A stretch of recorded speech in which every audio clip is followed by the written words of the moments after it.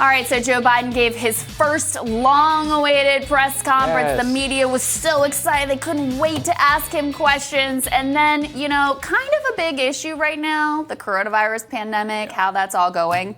They failed to ask a single question about the ongoing pandemic. Insane, okay? I went back and I looked through all the questions, Saagar. There were number on the filibuster. I'm not saying these aren't important issues. Okay, number on the filibuster, something I care a lot about, something that matters for implementing his agenda. There were a lot on immigration. I mean, that really dominated the entire press conference.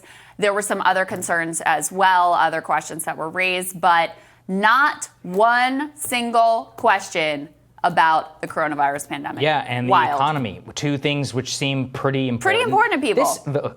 Of course the border is important, and that's a great thing to ask about, but I was in the White House press corps. You don't need to ask it like multiple times. And one of the things these people always forget, and don't forget their incentives, they all want to end up on the evening news. So they're chasing whatever the thing is so that people play your clip over and over again, and someone texts you and is like, oh my God, I saw you on CBS Evening News. It's a very temporary hit, people. Don't chase it.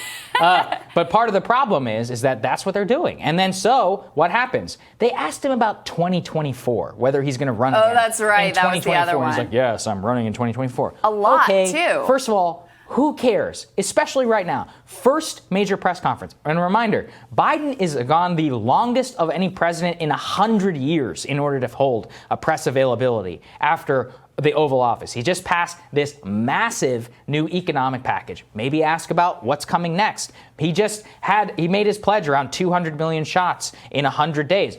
I support that 100%. But if you look at the data, probably going to eclipse that. Why not 300 million? Why was it so difficult? What are you going to do? Right now, we're already getting to the point where we have a vaccine glut. That's a great question. How are you going to use your powers of the presidency, the bully pulpit, and funding in order to make sure that people are taking more of the vaccine? Not a single question on that. I mean, one of the ones there, and this, of course, the biggest news out of the whole thing, which is, again, just completely ignored by the corporate media, is that Biden said he's probably not going to take troops out of Afghanistan on May 1st, but said, quote, I can't imagine that they'll be here in 2022. Sir, I have a follow-up. I've heard that from multiple of your predecessors in the East Room, standing exactly where all those reporters asked. Maybe somebody asked, what is going to be different in 2022 than it is right now? Credit to the reporter who asked that one, by the way, which I thought was one of the best and most newsworthy elements, which, like you said, got very little coverage. I forgot about the back and forth on, are you going to run? And are you going to have Kamala Harris as your vice president, et cetera, et cetera.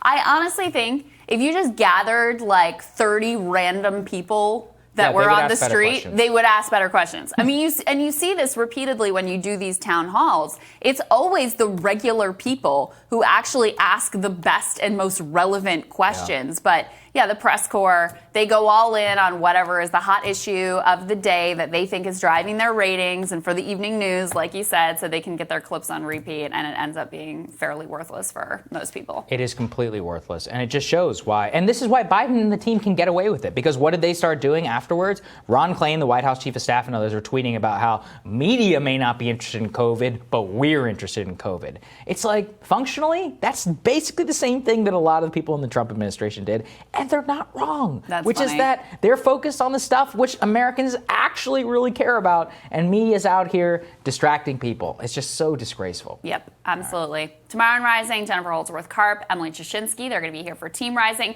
Former senior advisor for the Sanders campaign, friend of the show, Chuck Roche, he's going to talk about findings from a new Latino voter study. I'm really excited to dig into that with him. Can't wait to hear that. All right, remember to hit the subscribe button. You don't miss any of our videos. Don't forget to like and share as well, and we will see you all tomorrow. Have a good one, guys.